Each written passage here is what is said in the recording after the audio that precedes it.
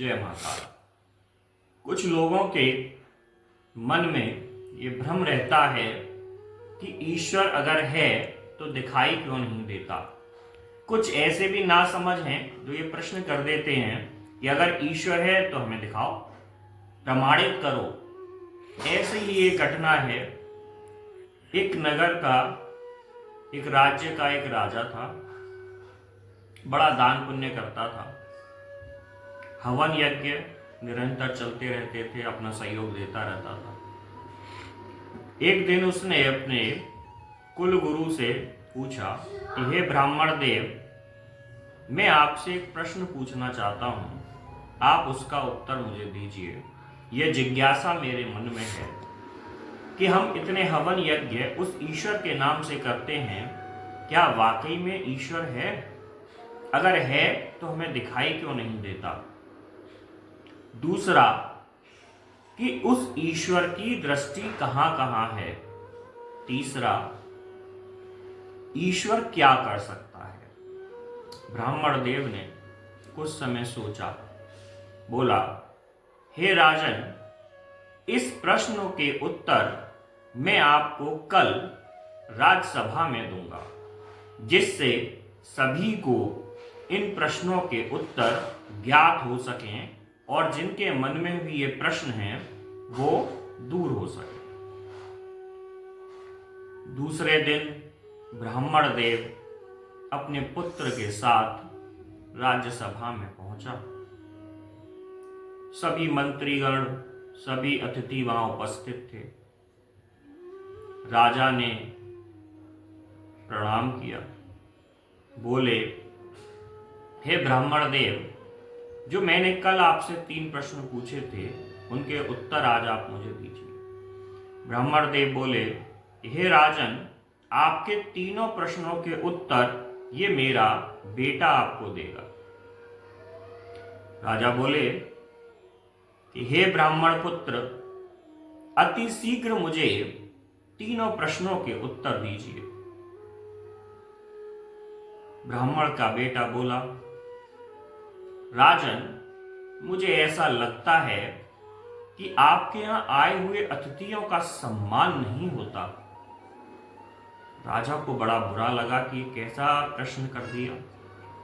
राजा ने तुरंत अपने मंत्रियों को आदेश दिया और कहा कि ब्राह्मण पुत्र का स्वागत किया जाए, उनको विराजमान किया जाए और उनको खाने पीने की वस्तुएं भेंट की जाएं।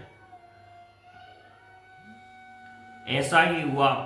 ब्राह्मण देव को एक गद्दी पर विराजमान किया गया और उनके लिए दूध लाया गया। ब्राह्मण देव ने भी दूध पिया, पुत्र ने भी दूध पिया। पुत्र ने उस गिलास में उंगली डालकर ऐसे हिलाकर कहा कि हे राजन, मुझे ऐसा लगता है कि आपके राज्य की जो गाय हैं उनके दूध में मक्खन नहीं है। राजा बोले, दूध में मक्खन भला कैसे निकलेगा? पहले तो दूध को जमाना पड़ेगा, जमाने के बाद दही बनेगा, दही को मथना पड़ेगा, तब जाकर कहीं मक्खन निकलेगा। ऐसे दूध में मक्खन कहां नजर आएगा?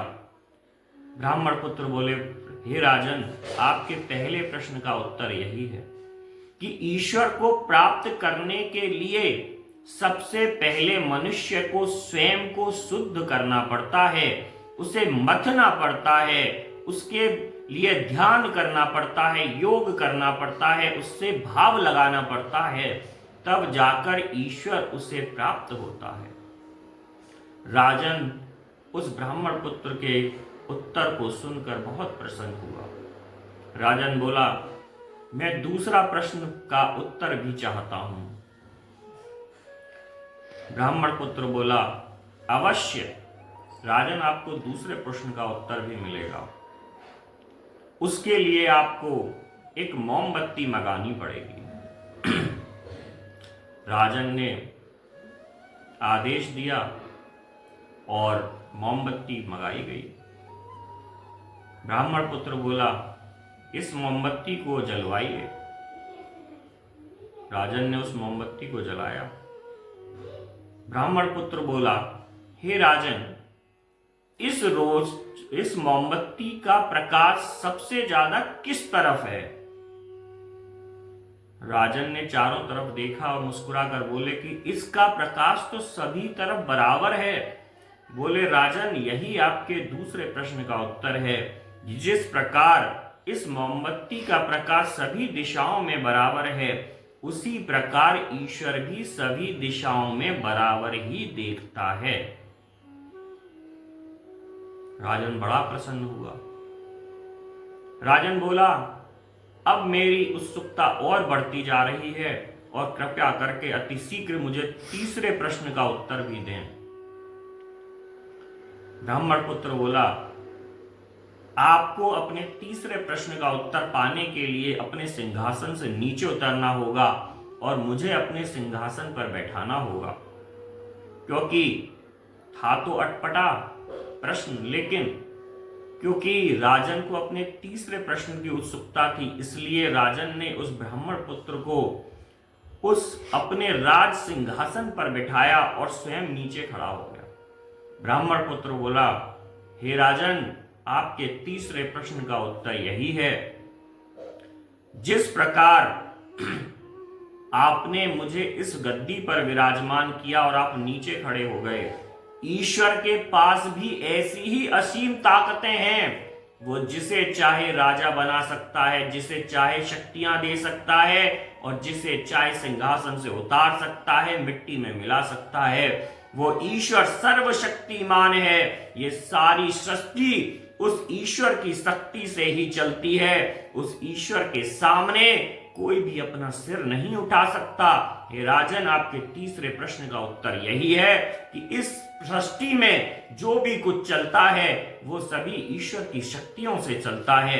राजन उन प्रश्नों के उत्तर को पाकर बहुत प्रसन्न हुआ और उन्होंने उस ब्राह्मण पुत्र को भी अपने राज्य में सलाहकार और मुख्य राज्यसभा का सदस्य नियुक्त कर दिया।